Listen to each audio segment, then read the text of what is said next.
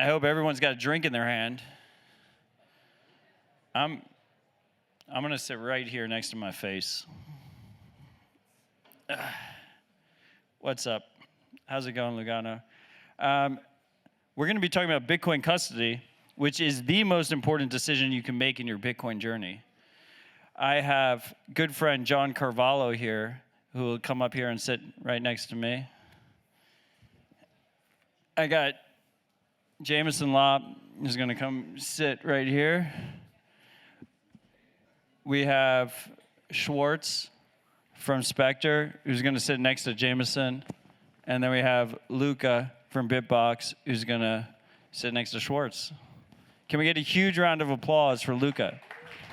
Specifically, Luca.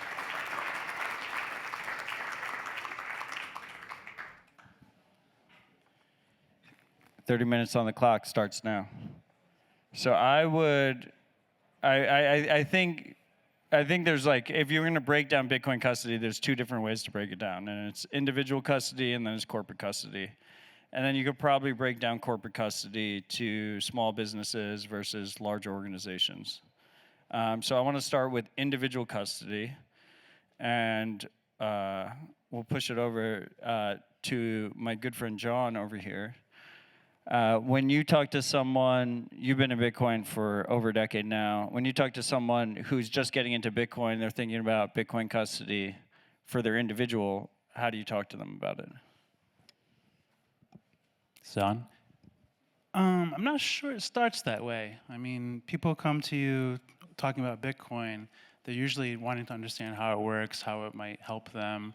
The custody part, I don't know. I've been pretty far away from any sort of orange pilling, so I'm not really somebody that is like an evangelist. But I would say, ultimately I would end up sending them to something that would make them want to self-custody and probably explain to them the idea of keeping something cold versus keeping something hot. So I mean, you're building the BitKit wallet, right? Which is a user-focused wallet for probably mostly newcomers, right?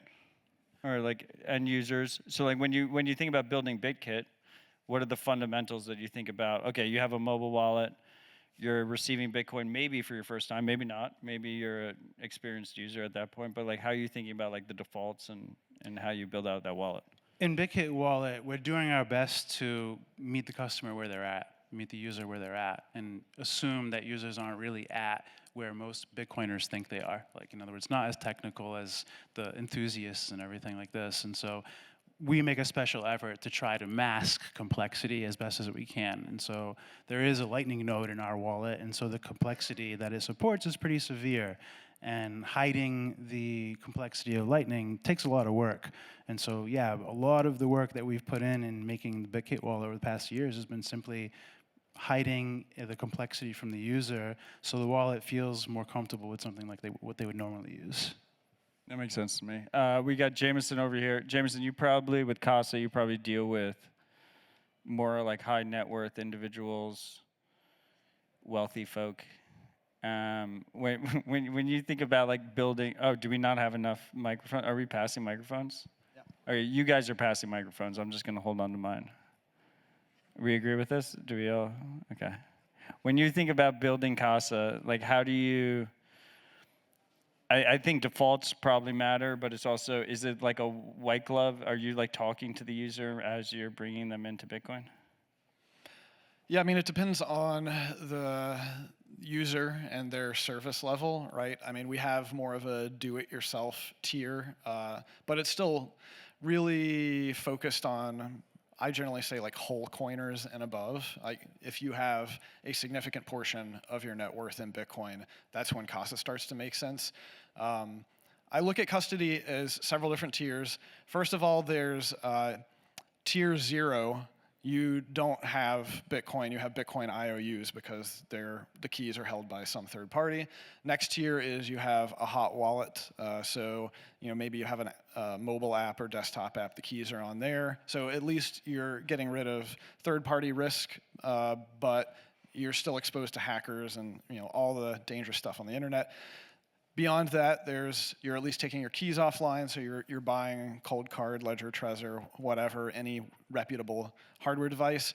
And it's the tier beyond that when Casa starts to come into play. That's where you've already mitigated most of the risks of attack, and you have to be worried more about shooting yourself in the foot. They're like locking yourself out of your keys. So eliminating single points of failure, doing that by putting in a lot of redundancy, and that's where things like multisig and using multiple different hardware vendors to prevent things like supply chain attacks. And think about all of these edge cases, because if you're keeping the majority of your net worth in Bitcoin, then you need to make sure that there is no single thing that can happen that will just be a catastrophic loss. Yeah, I mean, I think most people lose their Bitcoin. They don't have their Bitcoin stolen from them. And I think it's a good point. I think influencers tend to overestimate the theft risk versus loss, which is probably where more of the focus should be, is on not messing up your own custody setup. I'm going to jump to Luca over there. Luca, Bitbox is one of the more popular hardware wallets.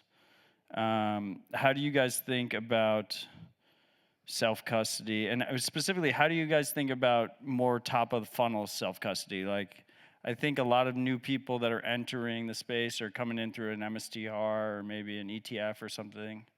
How at Bitbox, how are you guys thinking about bringing more people into actual real Bitcoin, holding self-custody real Bitcoin?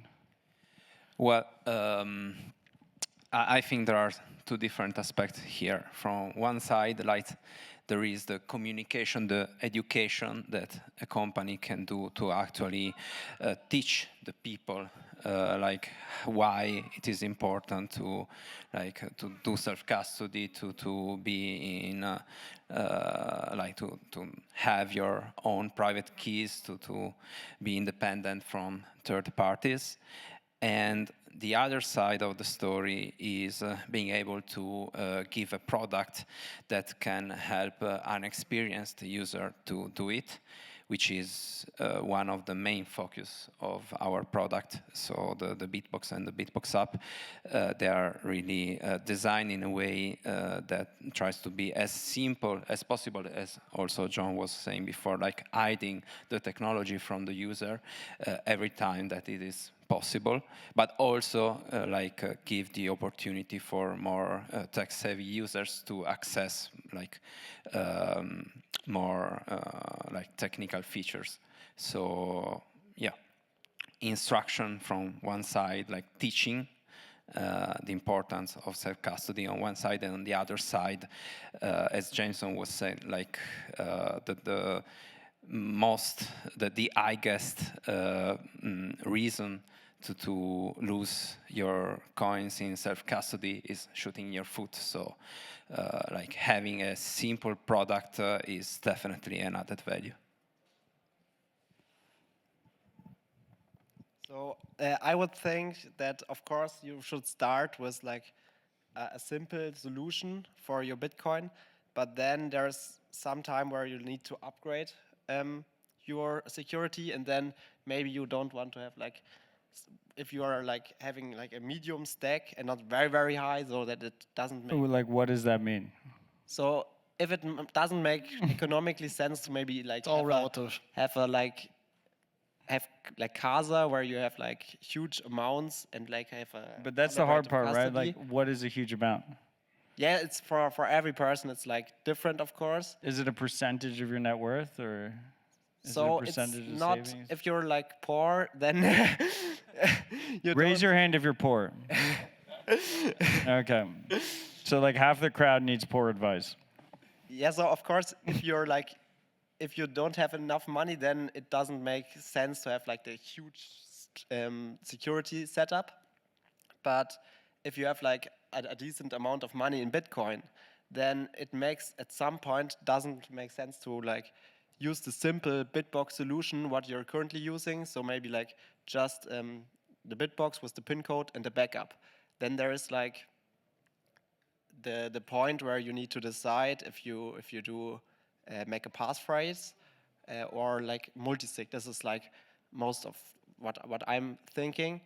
And yeah, of course, then if you decide for the multisig route, then you can even get like some extra, maybe like doing multiple vendors, or yeah, some special multisig where you have like an extra co-signer, or I don't know, but I think that's like the route. So often you start with a bitbox because you want to get rid of your money laying on your exchange, and then you need to like start having like most people start with a passphrase, and yeah, there is like where most people like get their Spectre, because there you can like it's easier to type in your passphrase, for example. Do you think so? I mean, I think the cool part about Spectre is that you can build it yourself. That it's actually open hardware. That you're not buying a hardware device for a company. Do you think most people that use a Spectre are using it in a single sig type of situation, or are they using it in combination with other hardware devices? So they are using both, but I think most of Spectre users are like a little bit more advanced than the Bitbox users, and Yeah, I think you're automatically more advanced if you get to the Spectre stage. I think it's pretty safe to say most that, of right? them are like more advanced than the users that start with the Bitbox, yes. And then I think they at this stage they are like deciding if, okay, do I want to make multisig, do I want to make a passphrase, or maybe like they just build themselves a Spectre or buy a Spectre, and then they like having in mind that they need to change the security setup in maybe a couple of years when the Bitcoin price rises. That makes sense to me.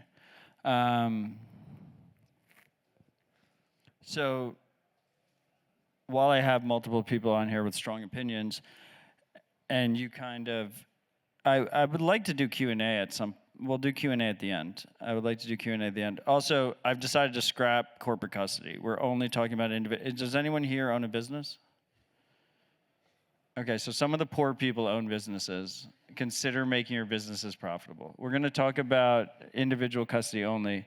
I want to talk about multi-sig versus single sig, because I think a lot of the recommendations lately have been, if you're going to self-custody, you have to figure out multi-sig. But I'm not sure if that's necessarily the case. I have John next to me. He has very strong opinions. John, when you talk to someone and they ask you single sig versus multi-sig, how do you handle that conversation? Do you have this? You must have this conversation. Literally, no one has ever asked me that. How Okay, many well- people here have used multisig? There we go. Look, and more than the poor Much people. more than I thought. Yeah. Yeah, it's about as many as the poor people. Different people, though. Yeah, different. It was different people. But yeah, I don't think most people touch multisig in general. Maybe I'm wrong because of the hands being raised here, or at least they don't use multisig in an intentional way. In other words, like you need it for lightning and things like this. A lot of people do use multisig. Yeah, I'm not talking about lightning. I'm Yeah. talking about like multi-sig savings. But for self-storage, I've never used multisig, personally. I probably shouldn't reveal that, but no, I've never used it. I've never needed to. You think it's overkill for the majority of people? Yeah. Yeah. Well, the reason I wanted to see who raised their hands with multisig is I wanted to ask another question. How many of you lost Bitcoin through using multisig? Nobody yet. Oh, one person. I think they just don't want to admit it. My Sorry point is for your just simply loss. that you do have a little bit of a risk there where if you make a mistake or you lose a piece, you may do it. But the same thing is true with one key, right? So it's nuanced. Okay, defend yourself, Jameson. Yeah, so multi-sig is strictly more complicated. I mean, it's in the name, right? You now have multiple keys that you're dealing with and managing. And so the main thing that I would take away is that multi-sig is not panacea, right? It really depends upon the details of the implementation. And so because there is more complexity, if you're just jumping directly into multisig without doing the research, then there are more foot guns. And I think one of the biggest foot guns that people don't understand with multisig is that keeping your wallet descriptor, or basically the list of all of your public keys and derivation paths, that can become a single point of failure in and of itself. Now, this is not private material, but it is necessary to be able to reconstruct your wallet and spend from it with a threshold of keys. So it's safer to make many redundant copies of that data, but I think very few people do that. And so that's probably one of the bigger risks. One of the other risks is just taking the set it and forget it strategy. I think a lot of people do think of their Bitcoin as their digital gold. You buy it, you put it in cold storage, and you walk away for 5 or 10 years. And at Casa, we do not prescribe that. And in fact, we prescribe regularly interacting with your keys, doing things that we call health checks, but basically proving on a regular basis that your key material still works, your hardware devices still work, especially if you're doing multi-vendor, multi-sig, more complexity coming in there. We've seen things like devices wiping themselves during firmware upgrades, or screens dying. There's any number of things that can go wrong, and so it becomes more important to just regularly check in on the health of your setup because it's more complicated. What do you think for the average person, especially starting off, single sig is fucking awesome? Yes. Yeah, multi-sig Nice. Send is tweet. multi-sig is for institutional stuff, enterprise, like corporate treasuries, or for people who maybe they're OGs, they have a large amount of their net worth. I think it also starts to make more sense if you have a large stack that you are saving for your children, because you can do more interesting things on the inheritance side when you have multiple keys and you have more flexibility with what you can do with those keys. Yeah, I think multi-sig becomes very interesting on the inheritance side. That makes sense to me. Gracefully degrading multisig is something that we've been talking about for many years, but has not become a standard. So, Bitcoin, in case you didn't know, is programmable money. And we've only really begun to scratch the surface of what you can do with this programmable money. But one of the cool things about it, especially with more recent scripting improvements and higher level scripting languages like Miniscript, is that you can create much more complex sets of spending conditions. And so this gracefully degrading multisig is where you can set up your regular multisig and at the same time then have alternate spending paths. So you could perhaps say, okay, if I haven't spent from my multisig in several years, now decrease the threshold of keys that are required, or even completely change the keys that are required. Perhaps we change it to be keys that are held by some set of other semi-trusted parties that aren't even you. This is where the flexibility becomes very powerful, but once again, even more complicated, so you have to spend even more time thinking through how you're architecting it. Felix, we didn't enter the Q&A period yet. So please control yourself. Thank you.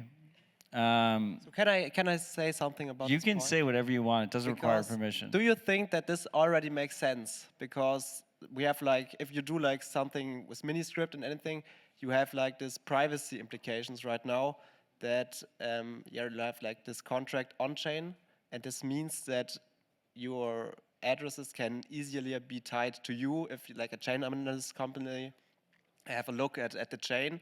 So do you think that it makes from privacy perspective already sense? Or Well, Miniscript in and of itself, I don't believe makes Bitcoin's terrible privacy any worse than it already is. And in fact, if you're doing something like we were talking about, this degrading multisig where you have alternative spending paths, the really cool thing about that is that it uses Taproot's Merkleized abstract syntax tree, which is a fancy way of saying you're actually not going to be revealing the alternative spending conditions. You only reveal the spending conditions that you end up actually using. so, but which hardware wallets did implement Taproot? Yeah, so this is another one of the problems, is that we've had Taproot for 3 years now, and Miniscript has been theoretically possible, but the hardware vendors have been pretty slow to catch up. So I think Ledger supports it. Maybe I think CoinKite. Yeah, Ledger supports Miniscript. I mean, maybe it's only in the Miniscript, beta. yes, but Yeah. not Taproot Minis. So I think the standard narrative multisig isn't supported yet from nearly any hardware wallet. Cold Card does, but I think that's it's only in the Edge beta. firmware. Yeah, the Edge firmware. It's a Rob Hamilton firmware. Yeah. I mean, but also none of this really matters. But yeah. Yeah, so we have all this cool stuff at the protocol level, but like the rest of the ecosystem, the hardware and the software wallets generally don't support it. So it's just this cool theoretical thing that we're most. I mean, the big issue with are we just going to grill Casa? Should this be the grill Casa stage? If we're going to grill, like the big issue with privacy is that you're just trusting him with your privacy, right? And they take it very seriously, and they deserve a lot of credit for that. But ultimately, you're trusting a company with your privacy to have your hand held. Whenever you're doing a multi-party multi-sig, yes.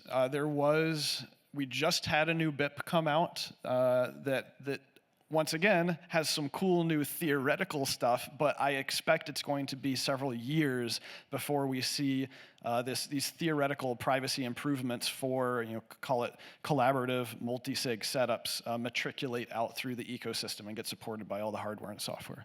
Love it. We got 10 minutes. Let's do Q&A. You guys have any good questions? If you don't, then we'll not do Q&A. Speak up because you don't have a microphone. Yeah, Joe, can we get a huge round of applause for Joe Nakamoto? I've done so well, right? Thank you. Yeah, I think Antonopoulos explained it, I think 5 years ago in a video, why it's an extremely bad idea when it comes to cold storage on single sig to split your seed phrase across maybe 2-3 bank vaults. So split it maybe 24 words into 12 words in this vault, 12 words in that vault. Could you explain in a very simple manner why that's such a bad idea again? Yeah, naively splitting a seed phrase can drastically reduce your protection against it being brute forced. Thankfully, there is a very simple solution to this. It's something called SeedZor. And it's very easy to do that, especially if you have a cold card. I don't know if any other hardware supports it, but SeedZor basically allows you to securely split a seed phrase into 2 pieces. And the cool thing is that each of those is a completely valid seed phrase in and of itself, so you have this additional level of plausible deniability. So you can think of it as like a 2 of 2, even though this is not multi-sig, it's completely off-chain private. But you end up with 2 valid seed phrases, and you could even put a little bit of funds on each one and use that as a kind of canary in case some adversary took it and they would get the funds off of it and think, oh, that was it. But there's no way to know just from looking at the seed phrase that it's actually a part of a Zord seed phrase that needs some other piece to it. So highly recommend looking at a SeedZor, and I would even buy, even if you don't like or don't want to use a cold card, I would buy a cold card solely to do SeedZor of seed phrases. Can you spell that? So it's seed XOR. So, I mean, look, first of all, like if someone has part of your seed, they can use a computer to guess the rest of your seed. That's the concern. And then the second concern is don't trust bank vaults. Bank vaults, they'll just drill into your bank vault. The whole point of Bitcoin is that you don't trust bank vaults. If you have multisig, you can safely put a multisig key into a bank vault. If they get the multisig key, you're not really that much worse off. But do not put all your multisig keys into a bank vault. And this, I think, goes to the crux of what Schnuartz was saying earlier, which is like a lot of the problem with self-custody in general, a lot of the difficulty with self-custody in general is it does require some nuance and personal responsibility. So there's no one-size-fits-all. It's hard. You have to actually like think through like what is my threat model? Who am I protecting myself against? And how do I do that? Do you want to respond? Yeah, I wanted to like add something to Lopp because he said that this thing with cold card works, but I didn't ever heard of this yet, honestly. So most people that are asking like why can I split the words? I think so. Why don't you just use a passphrase? Because this is exactly done for this scenario that you have like on the one hand you have the seed phrase, on the other hand you have the passphrase. And if someone, because probably you want to split your seed phrase because you fear that if someone gets access to it, then that he can steal the money. And with the passphrase, you like have a solution for this problem that if someone steals the seed phrase, he can access your Bitcoin, and he needs to get a passphrase as well. And then it's like having two separate, like half here, and you don't have, if you split it, like if you have 24 words and split it, then you don't have like what Lopp said, that you have like two different words that are not like individual words sequences with invalid checksum. Luca, please keep it short so we can do another question. So I just wanted to add two small things. First one is that I think that better solution compared to passphrase passphrase have also a different use case, but also this other solution of splitting the backup in two. This has the fallback that it doesn't have redundancy. So and this is open, I think, one of the biggest discussion topic here. So first, I think that compared to this, it would be better to use what is called Shamir secret sharing, that given a single backup, it allows you to have 3 different shards, and you just need 2 of them to recover your funds. And this way, like, you can afford to lose one of them. And the other one is that actually we talked before about like shooting in your foot in self-custody, and we are discussing like signature methods, single sig, multisig, but I think that we should talk a bit also about like backup management, because this is one of the hottest point here, because like one of the greatest way to shoot in your foot is just to like lose your backup. This is one of, like, technology made a lot of improvement. We talked about a mini script, mini TypeScript. By the way, the Bitbox supports both. Nice. But not for multisig? Okay. I'm not sure about that. Okay. But it will soon, 2 weeks. 2 weeks. In 2 weeks, they're going to ship support. Yeah, sure. They're about to, yeah. It's always 2 weeks. And so the thing is that we added a lot of technology in like how we use our private keys, but I think that we still need to think a lot about how we preserve our private keys. Yeah, I mean, I think that's a good point, Luca. I think regardless, obviously, I think this answer has proved that you have many different options available to yourself, but please just keep extra backups. Just keep multiple backups. Like majority of the time, it's hard. Like you're you not can going to have your extra Bitcoin backups, yeah. but like you can add redundancy. But then it's also hard to keep all of them safe, to check on them regularly. Yeah, but they probably will not be stolen. You're probably going to You're going to probably lose your money. You'll probably lose your money by making a mistake. So extra backups is just for most people, especially if you're not a public person, if you're not an organization. Keep multiple backups, keep them in multiple places. Your house burns down, you're good. Everything's good. You know. Sure. With the multiple backups. Like how things works today, that's probably the best advice. Yeah. And put it in steel, ideally. Okay, next question. And this is definitely going to be the last question because we are very long-winded answers. It's a nice, hard question to answer in a short way, so you're welcome. Inheritance is something that I think is often overlooked, but Bitcoin is starting to become something. It's not just like young single people. It's people with families, people with wives who aren't technical, that sort of thing. How do you actually factor in this idea of how can this Bitcoin be recovered if I get hit by a bus into the equation of what solution could I use? Because I think a lot of people, like, I'm very technical. I could do a very complex mini script multi-sig setup. I could do something that's very difficult to recover that I could easily recover, but I know that if I get hit by a bus, my wife is never going to recover that. So, like, how do you factor that into your decision making for the individual of what can I do and get away with, and then what can I make sure also that my loved ones can recover if I die or am incapacitated or something like that? I mean, I can answer, but any of these guys could probably answer better. There are services, probably Kevin Loak from Liana should be up here, not me, and his wallet actually provides inheritance services, and you can do this with time locks. What's that? I know what his wallet is, but say what his wallet is. I said Liana, right? Sorry. Yeah. Sorry. But you can do this in a way that involves, people that help you with multisig and these services like Casa has, and I think even Liana has services as well. Or you can do this in a way with just time locks that's just automatic with like dead man switches, things like this. So there are like noob-safe inheritance methods. I mean, I like, yeah, I mean, you can use Casa, use RefLink, Odell. I get 15% of your money. No, I don't. We don't have a RefLink yet, but can you enable that?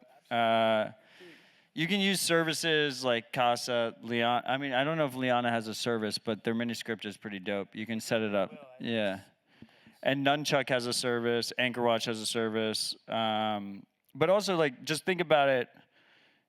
Think about it in your current situation, right? And so pretend you get hit by a bus, and think about what happens next. And I think if you have at least two pieces, it makes it a lot easier. So I think Schnuartz made a good point with passphrases. I think passphrases can be used here very well. I think multisig is particularly well suited for it. But what I tell people, at least, is, I mean, if you do a simple multisig, you do a 2 of 3 multisig, and your heir gets your heir gets 1 key, so they can't spend it on their own. And then you give a lawyer a 2nd key, then you have a pretty foolproof inheritance situation. And this is important, by the way. Like, you can trust your wife, and you should trust your wife. If you don't trust your wife, you probably messed up. This is like literally producing children. It's like insane if you don't trust her. But you don't want her to be part of your threat model. Like, you don't want someone to be able to put a gun to her head and be like, give me the Bitcoin. Right? So if you give her 1 key, if you give the heir 1 key, you give a lawyer 1 key, then they can come together, God forbid something happens to you, and then they can spend it. Now, the really dark part of inheritance, and I don't know if Jameson, if you've thought about, you probably think about this stuff all the freaking time, is if both the parentals die. Like, you're in a, so how can you comment on how you think about this? There we go.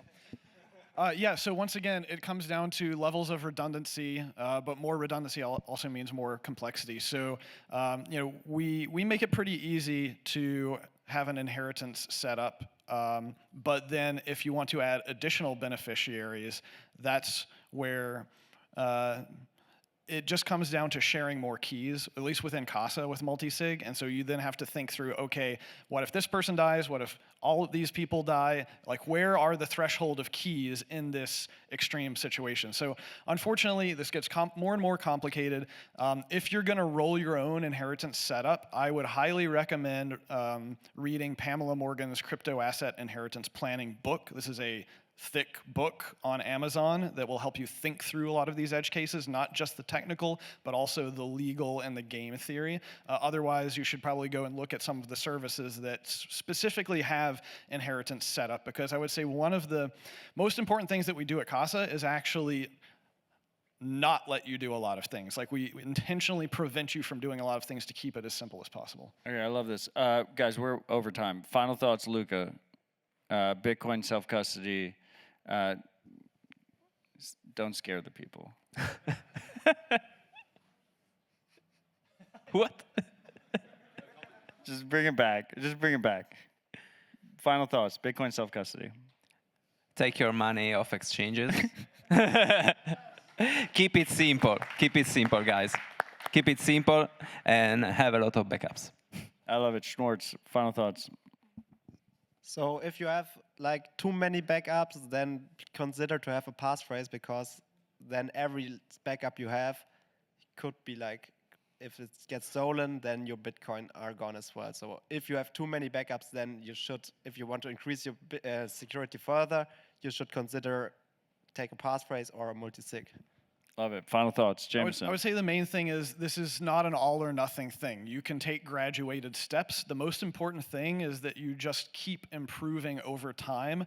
And I think the easiest way to look at it is take the value of your Bitcoin, multiply it by 10, and ask yourself, is my security setup good enough for when it's 10 times as valuable as it is today? Great thoughts. Final thoughts, John. In the end, not your keys, not your coins. So if any of this sounds interesting to you and you feel like you should be securing your coins differently, then research all of this more and find what fits for you. Please don't get overwhelmed. Learn how to self-custody your Bitcoin. It's easier than you think. Thank you all for joining us. Have a great night. Cheers. Thank you so much, gentlemen. No one looks afraid, no one looks scared. Fantastic. You're all now well versed in the various flavors of Bitcoin self-custody.